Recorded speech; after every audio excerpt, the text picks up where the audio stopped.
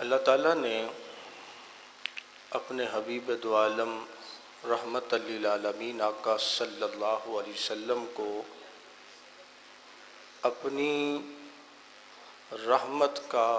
مظہر بنایا ہے، اور حضور دو عالم صلی اللہ علیہ وسلم اللہ تعالیٰ کی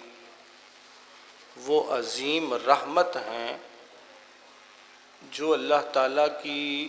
رحمت بتاتے بھی ہیں اور رب تعالیٰ کی رحمت کے نظارے دکھاتے بھی ہیں۔ حضور دو عالم رحمت للعالمین آقا صلی اللہ علیہ وسلم کی شفقت اور حضور کی مہربانیوں کو دیکھ کر اس بات کا اندازہ لگایا جا سکتا ہے کہ جب آقا کونین صلی اللہ علیہ وسلم کی رحمت کا یہ عالم ہے تو پھر جس رب نے آپ کو رحمت للعالمین بنایا ہے اس رب کی رحمتوں کا کیا عالم ہوگا۔ تو حضور دو عالم صلی اللہ علیہ وسلم کی محبت، حضور کی شفقتیں اور حضور کی مہربانیوں کے مختلف انداز ہیں۔ ان میں سے ایک یہ ہے کہ حضور دو عالم صلی اللہ علیہ وسلم دنیا میں تشریف لائے تو آقا کونین صلی اللہ علیہ وسلم نے انسانوں کو انسانیت سکھائی ہے۔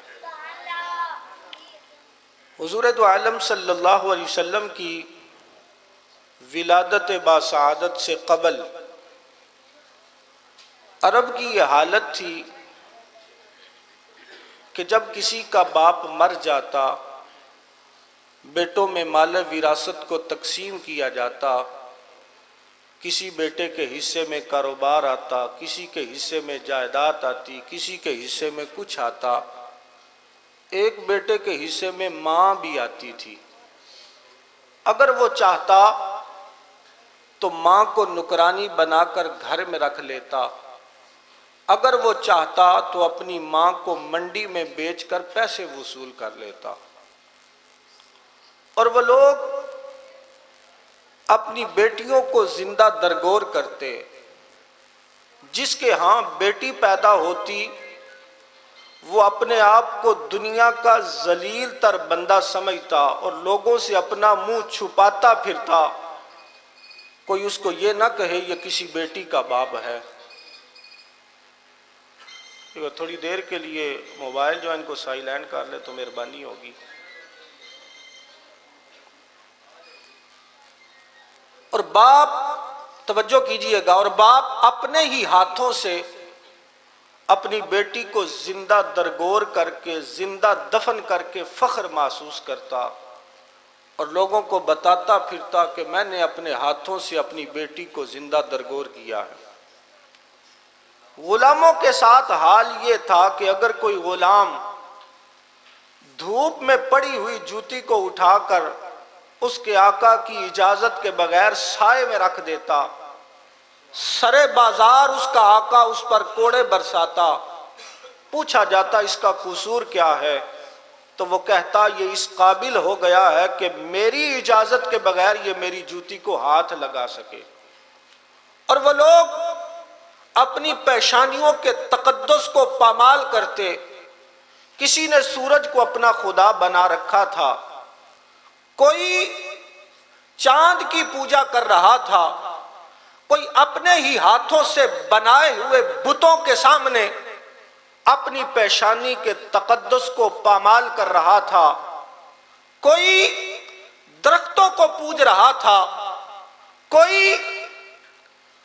کسی اور کی پوجا کر رہا تھا۔ یورپ کی حالت یہ تھی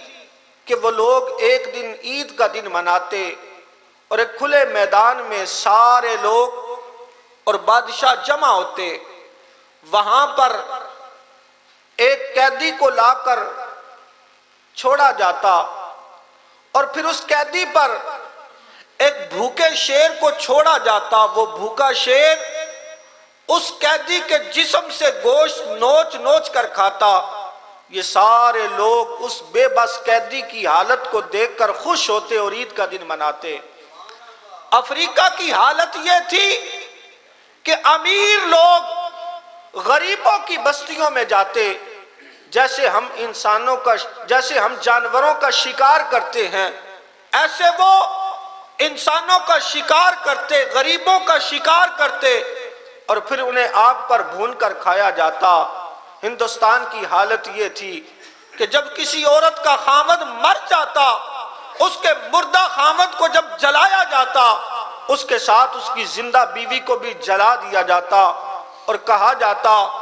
یہ اس قابل نہیں ہے، اس کا خاوند مر گیا، اب اسے جینے کا کوئی حق نہیں ہے، لہذا اس کو بھی اس کے مردہ خاوند کے ساتھ جلا دیا جائے۔ اس زمین پر جب اتنے ظلم و ستم ہو رہے تھے،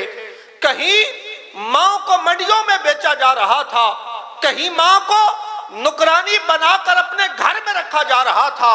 کہیں باپ اپنے ہی ہاتھوں سے اپنی بیٹی کو زندہ درگور کر کے فخر محسوس کر رہا تھا، کہیں لوگ جو ہیں وہ اپنی پیشانیوں کے تقدس کو پامال کر رہے تھے، اپنے ہی ہاتھوں سے بنائے ہوئے بتوں کے سامنے وہ سجدہ ریز ہو رہے تھے، کہیں بے بس قیدی کی حالت کو دیکھ کر عید اور خوشی کا دن منایا جا رہا تھا، کہیں غلام پر سرے بازار کوڑے برسائے جا رہے تھے، کہیں غریب لوگوں کا شکار کر کے انہیں آگ پر بھون کر کھایا جا رہا تھا، کہیں مردہ خاوند کے ساتھ اس کی زندہ بیوی کو جلایا جا رہا تھا۔ اس زمین پر جب اتنے ظلم و ستم ہو رہے تھے، اس زمین نے اللہ کی بارگاہ میں عرض کی اے مالک و مولا، کوئی تو اپنی ایسی رحمت بھیج جو آ کر میری چھاتی سے ان ظلم و ستم کو مٹا دے۔ آخرکار اس زمین کی صدا عرش اولی سے ٹکرائی، خدا کی بارگاہ میں اس کی التجا جب قبول ہوئی تو 12 ربیع الاول کی سہانی صبح سوار کے دن میرے اور آپ کے کریم آقا جب اس کائناتی عالم میں تشریف لا رہے تھے، وہ بھیجنے والا خدا اعلان کر رہا تھا وَمَا أَرْسَلْنَاكَ إِلَّا رَحْمَةً لِلْعَالَمِينَ۔ اے بیواؤ، اے یتیموں، اے بے سہاروں، اے بے یار مددگاروں، خوش ہو جاؤ، میرا محبوب رحمت للعالمین بن کے آ گیا۔ وہ دیکھو نور برساتا،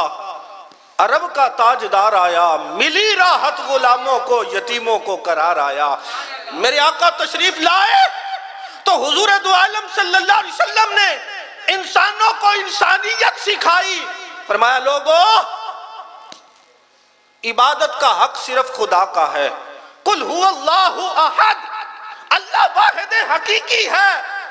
سجدہ کرنا صرف اسی ذات کے لیے ہے، اس کے علاوہ کسی کو سجدہ نہیں کیا جا سکتا۔ محبوب دو عالم صلی اللہ علیہ وسلم نے بتایا لوگو اس چاند کو اپنا معبود سمجھتے ہو، ذرا دیکھو تو صحیح نا، یہ چاند جسے تم اپنا معبود سمجھتے ہو میرے ایک اشارے سے 2 ٹکڑے ہو کر میرے قدموں میں آ رہا ہے۔ تم نے سورج کو اپنا معبود بنا رکھا ہے، ذرا دیکھو تو صحیح نا، یہ ڈوبا ہوا سورج میرے ایک اشارے سے پلٹ کر عصر کے وقت پہ آ رہا ہے۔ تم نے درختوں کو اپنا معبود بنا رکھا ہے، عرابی آتا ہے اگر یہ درخت آپ کو کہے آپ اللہ کے رسول ہیں میں مان جاؤں گا، حضور نے فرمایا میں نہیں کہتا، تو اس درخت کو جا کے کہہ تجھے اللہ کا رسول بلا رہا ہے۔ عرابی جاتا ہے، حضور کا پیغام ملتا ہے، درخت اپنی جگہوں کو کھیرتا ہوا حضور کی ذات پر درود و سلام پڑھتا ہوا محبوب کے قدموں میں آ جاتا ہے۔ حضور نے فرمایا ان بتوں کو، ان پتھروں کو تم اپنا معبود سمجھتے ہو، ذرا دیکھو تو صحیح نا کہ یہ میرے ایک اشارے سے پتھر جو ہیں وہ پانی پہ تیر رہے ہیں اور میرے ایک اشارے سے ابو جہل کی بند مٹھی میں کنکریاں میرے کلمے پڑھ رہے ہیں۔ اور محبوب دو عالم رحمت للعالمین آقا صلی اللہ علیہ وسلم تشریف لائے، حضور نے ماں کو ماں کا مقام عطا کیا، بیٹی کو بیٹی کا مقام عطا کیا۔ میرے کریم آقا صلی اللہ علیہ وسلم نے فرمایا لوگو تمہیں کیا پتا اللہ نے اس ماں کو کیا مقام عطا کیا ہے، اس ماں کی کیا شان ہے، مجھ سے پوچھو اللہ نے اس ماں کو کیا مقام عطا کیا۔ فرمایا الجنہ تو تحت اقدام الامہات، وہ جو ساتوں آسمانوں کے اوپر جنت ہے، عند سدرۃ المنتہا عندہا جنت المأویٰ، وہ جو ساتوں آسمانوں کے اوپر جنت ہے، اللہ نے اس جنت کو کھینچ کر ماں کے قدموں میں رکھ دیا ہے۔ اب وہی لوگ تھے جو کبھی ماں کو منڈیوں میں بیچا کرتے تھے، کبھی ماں کو نکرانی بنا کر گھر میں رکھتے تھے، حضور کے دامن رحمت میں آتے ہیں، آقا کا کلمہ پڑھتے ہیں، حضور کے دامن رحمت سے لپٹتے ہیں۔ وہ جو ماں کو منڈیوں میں بیچا کرتے تھے، ماں کو نکرانی بنا کر گھر میں رکھتے تھے، حضور کی صحبت کا اثر یہ ہوتا ہے کہ آج وہ ماں کے قدموں کے نیچے جنت تلاش کر رہے ہیں۔ میرے کریم آقا صلی اللہ علیہ وسلم نے لوگوں کو غلامی سے چھٹکارا دلایا،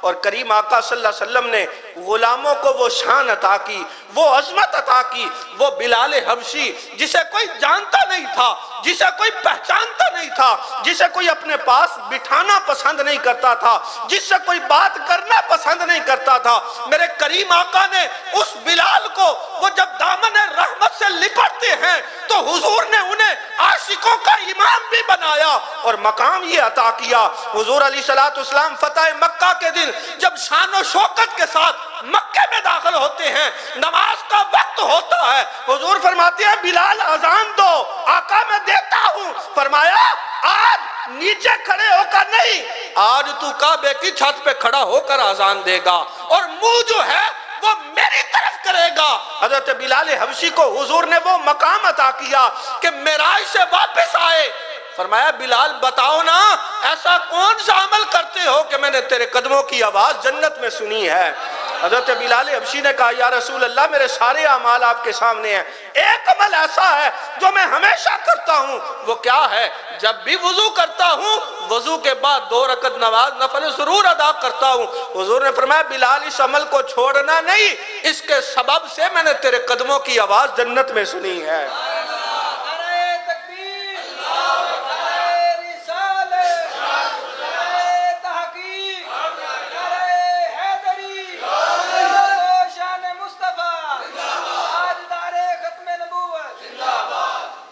اور میرے کریم آقا صلی اللہ علیہ وسلم نے بیٹی کو بیٹی کا مقام عطا کیا۔ فرمایا لوگو تمہیں کیا پتا اللہ نے اس بیٹی کو کیا عظمت عطا کی ہے، اس کو کیا شان عطا کی ہے۔ جس گھر میں بیٹی پیدا ہوتی ہے اس گھر میں خدا کی رحمتوں کا نزول ہوتا ہے۔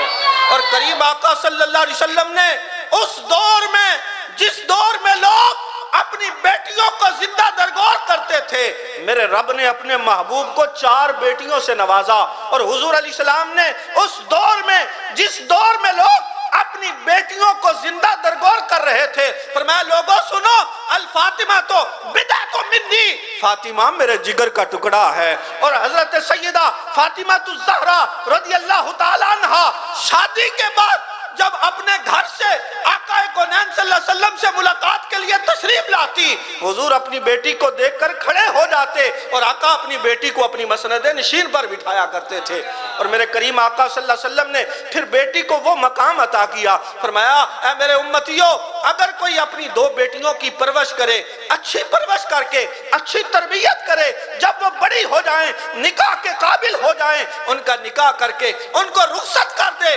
فرمایا وہ جنت میں میرے ساتھ ایسے ہوگا جیسے یہ 2 انگلیاں ہیں، جیسے ان 2 انگلیوں میں فاصلہ نہیں ہے۔ کل قیامت کے دن جنت میں اور اس کے درمیان کوئی فاصلہ نہیں، میرے اور اس کے درمیان کوئی فاصلہ نہیں ہوگا۔ کریم آقا صلی اللہ علیہ وسلم نے پھر بیٹی کو وہ مقام عطا کیا، وہ مرتبہ عطا کیا۔ آج آپ دیکھ لیں باپ کے داڑھی کے بال سفید ہو جاتے ہیں، سر کے بال سفید ہو جاتے ہیں، مگر پھر بھی وہ باپ سارا دن محنت کرتا ہے، مزدوری کرتا ہے۔ او بابا جی آپ کے تو آرام کے دن ہیں، آپ آرام کیوں نہیں کرتے؟ یہ اپنی کمر پہ اتنا بوجھ کیوں لاتے ہیں، اتنا بوجھ کیوں اٹھاتے ہیں؟ تو وہ باپ کہے گا کہ گھر میں جوان بیٹیاں ہیں، میں بھی چاہتا ہوں کہ میری بیٹیوں کے ہاتھ پھیلے ہو جائیں۔ ارے یہ باپ تو اپنی بیٹی کو زندہ درگور کرتا تھا، یہ تو فخر محسوس کرتا تھا، اسے زندہ دفن کر کے یہ فخر محسوس کرتا تھا۔ لیکن آج اس باپ کی حالت یہ ہے کہ جب اس بیٹی کا نکاح ہوتا ہے، اس کی شادی ہوتی ہے،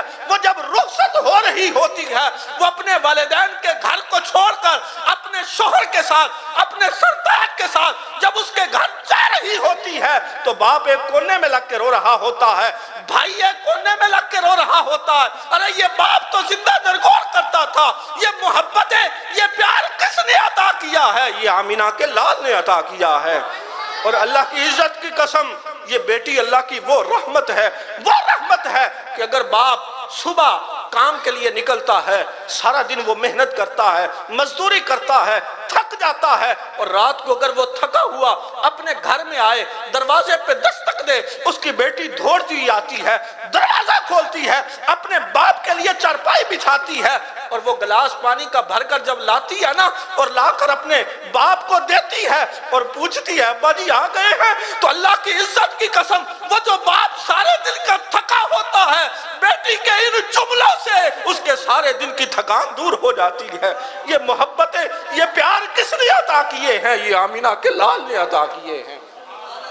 اپنی گفتگو کو سمیٹ رہا ہوں، میرے کریم آقا صلی اللہ علیہ وسلم نے والدین کو وہ مقام عطا کیا، وہ شان عطا کی، وہ عظمت عطا کی کہ جنت ماں کے قدموں میں رکھ دی، اور فرمایا کہ اگر تم دیکھنا چاہتے ہو کہ تمہارا رب تم سے راضی ہے کہ نہیں تو پھر اپنے گھر میں چلے جاؤ، اپنے باپ کو دیکھو کہ اگر تمہارا باپ تم سے راضی ہے تو عرشوں کا رحمان بھی تم سے راضی ہے، کہ جنت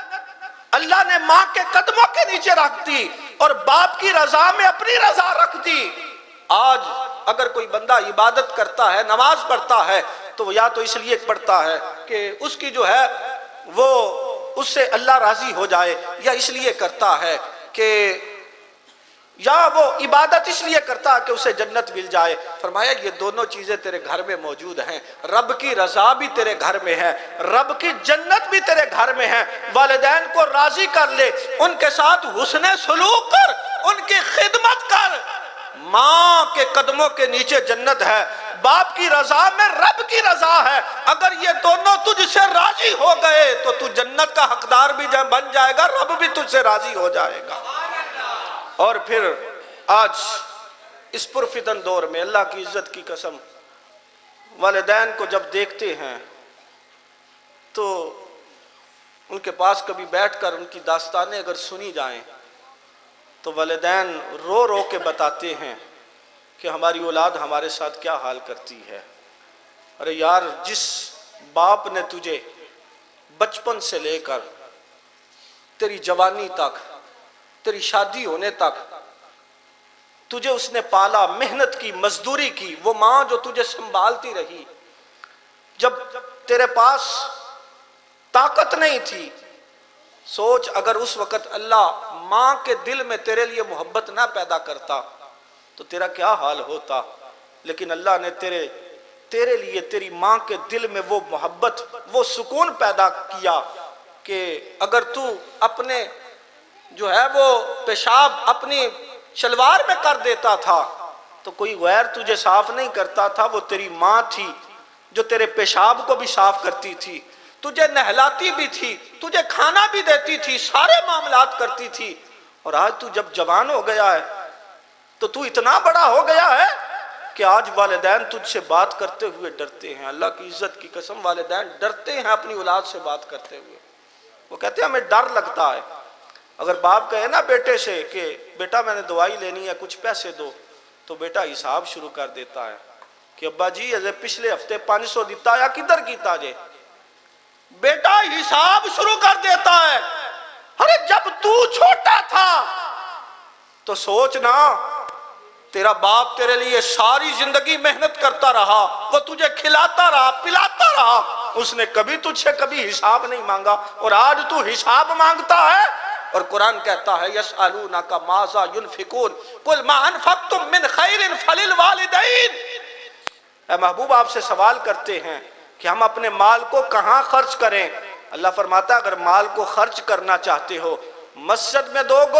گے تو یہ بھی فضیلت کی بات ہے، مدرسے میں دو گے یہ بھی فضیلت کی بات ہے، اللہ کے راستے میں دو گے یہ بھی فضیلت کی بات ہے، لیکن اللہ فرماتا ہے ان سب میں سب سے بہترین جگہ جو تیرے مال خرچ کرنے کی ہے فللوالدین، وہ سب سے پہلے تیرے والدین ہیں۔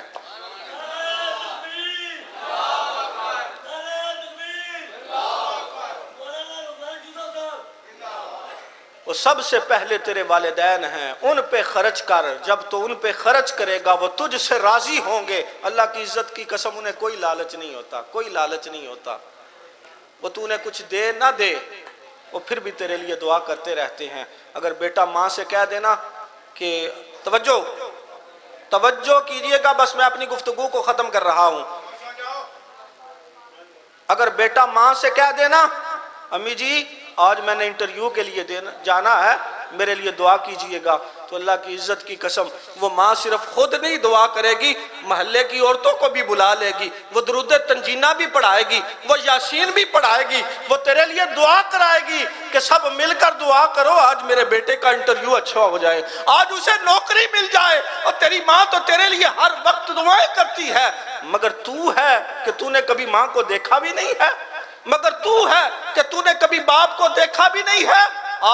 اگر چاہتا ہے کہ اللہ تیرے رزق میں برکت عطا کرے، اللہ تجھے عمر لمبی عطا کرے، تو کریم آقا صلی اللہ علیہ وسلم نے وظیفہ بتایا ہے، فرمایا جو بندہ یہ چاہتا ہے کہ اس کے رزق میں برکت ہو جائے، اس کی عمر میں برکت ہو جائے، فرمایا والدین کے ساتھ حسن سلوک کرتے جاؤ، اللہ رزق میں بھی برکت عطا فرمائے گا، اللہ تعالیٰ تیری عمر میں بھی برکت عطا فرمائے گا۔ اللہ تعالیٰ عمل کی توفیق عطا فرمائے، وما توفیق اللہ۔